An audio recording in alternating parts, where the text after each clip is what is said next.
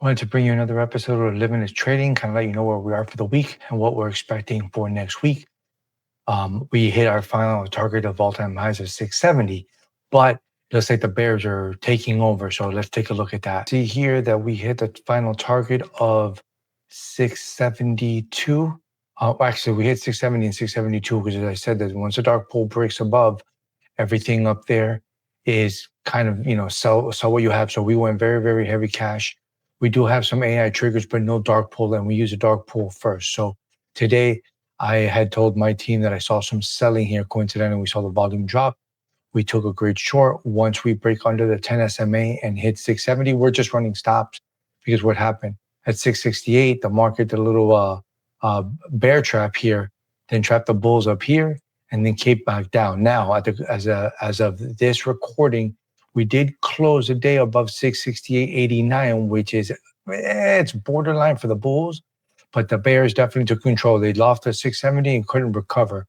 So what do I want to see next? The next move I want to see here is, do we retake the 670 and go? Does 668.89, maybe over the weekend we get some sort of news about the Congress, extending the, reopening government. We'll see what happens. But if market makers hold here, you're back to 670. That's a quick long. You can take the points. And then if we break out there, we're going to 673 and then 678. And again, we have an AI target for 7,400. When that hits, who knows? We take it one trade at a time. Now, if 668.89 fails, we're coming to 666, where the bears are going to take full control, probably coming down to 663. And we would like way lower. I personally would like 650 to take some longs again. But now that we've hit all our upside targets, what we're looking for in our dark pool is, do we get any new upside targets? Because we have plenty of downside targets. But let's just be, positive on the close of 668.89. Market comes up to 670. You're taking your long. We go to 673 as our next target. If not, 666, a little creepy number, holds. Bam, we go to 668, 670, and so on and so forth. The key is, remember that the market goes up more than goes down. And again, on the daily, we're still on an uptrend, even regardless if we have a little bit of a red day.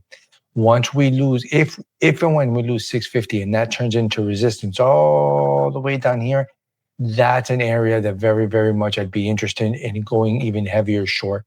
We do have some long hedges into CPI, very small. We do have some hedges into November because of the Supreme Court willing to hear the tariff case, which I think they're going to meet him halfway, and that might be bearish for the market.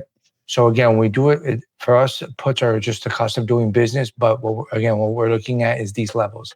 668 breaks down, or if 668 holds and 670 breaks down, again, you're shorting back to 668, 666, and let's see if the market turns this whole. So if we go, let's say, let's just say 670 rejects again, 668 breaks down, 666 breaks down, and we go to 663, or even this area of the 660, the notorious 660, this is an inverse head and shoulders on the 15-minute. On the daily, again, we're on an uptrend, but you can play fast moves like we did today, where our guys caught the volume drop completely, and then we caught a beautiful short. We close it out, done for the week. Don't overtrade this tape.